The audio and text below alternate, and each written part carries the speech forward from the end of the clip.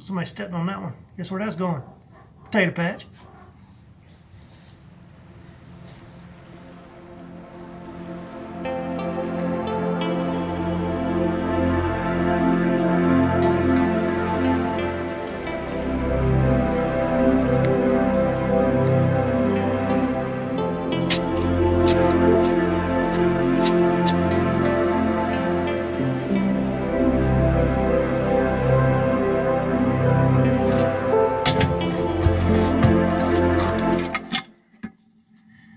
Well, time to cook some more corn. We're out.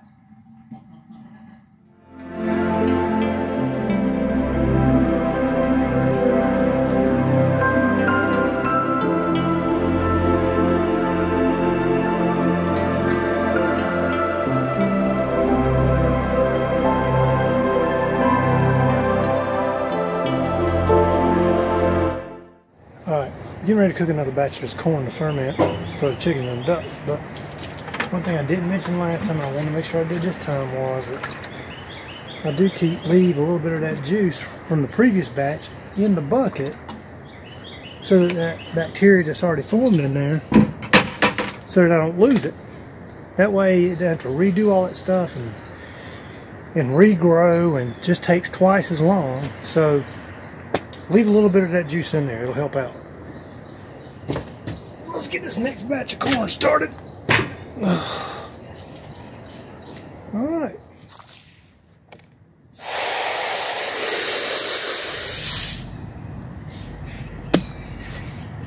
I always kind of thought it was funny to make a big joke about them dirtying their water up, the ducks. But actually, they're probably smarter than we are. In general, I think, if you think about it, most Americans walking around are all vitamin B deficient. Some form of fashion. B6, B12, something. They're always vitamin B deficient. And it seems to stem back to where people were actually using well water that wasn't filtered. They get some dirt into their water. And guess what? That's where they got all the vitamin B from.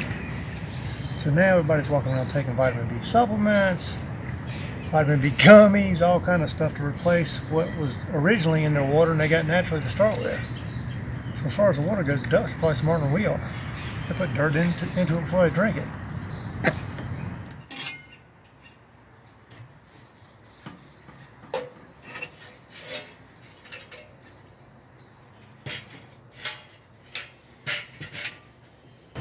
Alright, today I gotta clean the ashes out of this grill. But I'm not going to throw all this stuff into the garden. Because believe it or not, wood ash is really alkaline. And me trying to make sure my soil stays a little bit acidic is beneficial. Now, there are some plants that love alkaline soil. None really garden plants I can think of. Most are other kind of plants. So unless my soil is just really acidic, and the best way I can tell you to figure that out is to get a soil sample and send it into whatever extension office that you have, or ag department, which most of them with us here in South Carolina is like the extension departments. They can test that soil and tell you whether it's too acidic, too alkaline, whatever it is. Just send it into them. That's the best way to tell. But just willy-nilly throwing wood ash in your garden is not a good idea.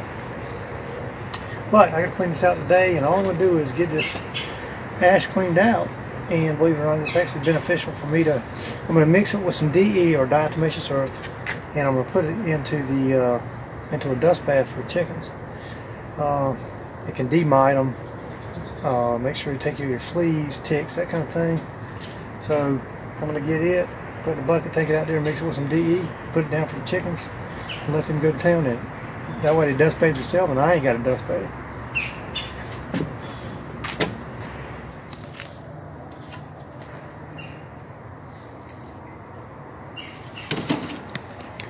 One thing I wanted to make sure I mentioned was that we don't use charcoal or any chemicals in the grill, so we can take it out there and put it in the chickens, don't have to worry, or put it in the chickens dust bath, don't have to worry about it, or even in your garden. But if you're using stuff like charcoal or other chemicals and stuff in there, don't put it in there for your chickens. It's a bad idea.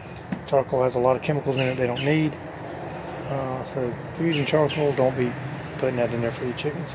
But like I said, we use plain old wood, natural wood, and that's pretty much it. So there we go. Another thing might be beneficial to mention is I've noticed some people will say they'll take this wood and go bury it in their gardens, but it's probably not beneficial. It could be, I don't know, but what keeps ringing in my ear is the fact that there's stuff like, once that stuff gets burnt like that, that's the way the Chinese used to preserve wood. And also there's stuff like this found in the ground that's been there for thousands of years that it ain't broke down. So I don't want that stuff in my garden. But that's up to you.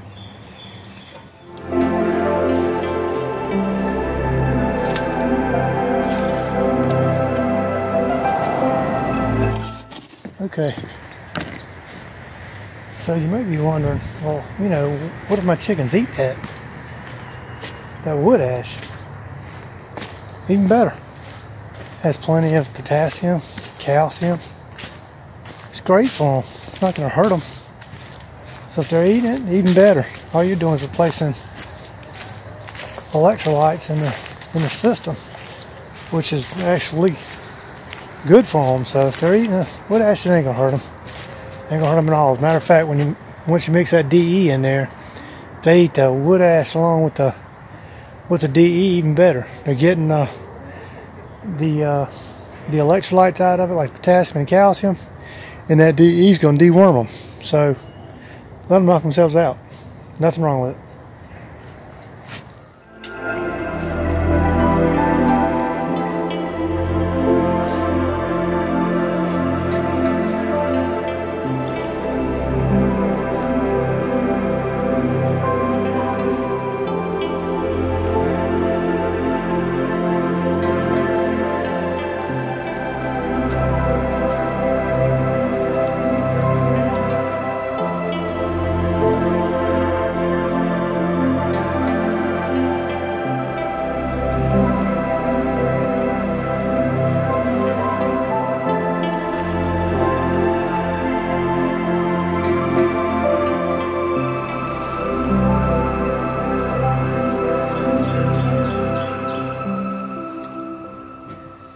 Speaking of chickens eating DE, or even ducks, either one, whenever I get their feed in these big buckets, I take me some DE, not too much, maybe like a handful, and mix it in there, and then just stir it around. That way they get the benefit of the DE to deworm them in their food when they're in their feed. Now you don't want to put too much of it in there because the taste might off-put them. It's lower with the bugs and junk they eat. I don't know how taste matters, but it does. So, like I said, I generally put a big gaping handful in this size bucket. Then I just mix it in there really well. So, anyway, that's my spill on the DE and the chicken feed. So, quick updates as far as the things are going. I was going to show you this. Check this out. We got like new plant growth on my Santa Rosa plum. So at least where it's green, all nice and green. So I'm pretty sure it rooted pretty well. So Santa Rosa is doing great. One thing that came up relatively quick, which I'm kind of glad, was the garlic shoots. Check them out. Let me see if you can see something here. Garlic shoots are coming up. So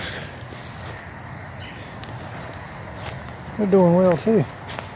So I'm glad. So when it comes time to start popping them bad boys out of the ground around March or April, I should have these nice garlic bulbs in that thing.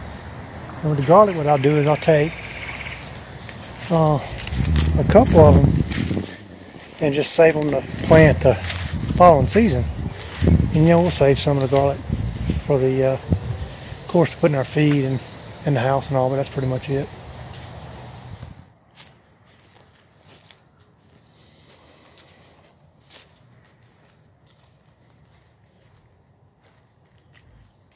So banana trees thriving except for these lower limbs that were dangling down. That's because the ducks have figured out that they like the taste of the banana leaves. So as far as the lower limbs, they're pretty much gone. But the tree's doing well. It's getting some height on it. It's getting some, the thickness in the trunk's really what I'm glad of. So that way I know it's going to come back next year. It'll be just fine. Now exactly when that thing's finally going to get killed on off, I don't know, but once I start seeing it go, I'll go ahead and cut it and then cover it up, insulate it for the winter with some hay. But it's still doing well right now, so I'm gonna let it go. I had somebody ask the other day about the eggs in the cartons. And if you want to see this information, go back and look at that video I did on eggs. But as far as the way they go in the cartons themselves, the pointy end goes down into the carton. It doesn't stand up like that. The pointy end goes down. So anyway, that's the information about the eggs. But if you want to see all the information on the egg stuff, go back and watch that video. There's a whole lot of information on that one.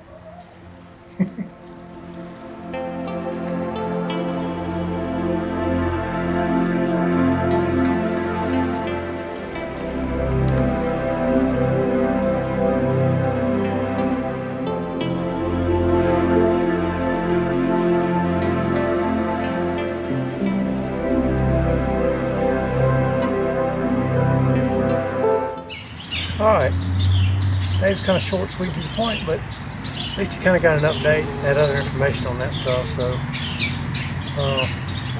hope you enjoyed this episode. Please like and subscribe. It's going to help. Apparently it does. So, God bless all of you. I do appreciate you watching, and I hope I'll see you on the next one.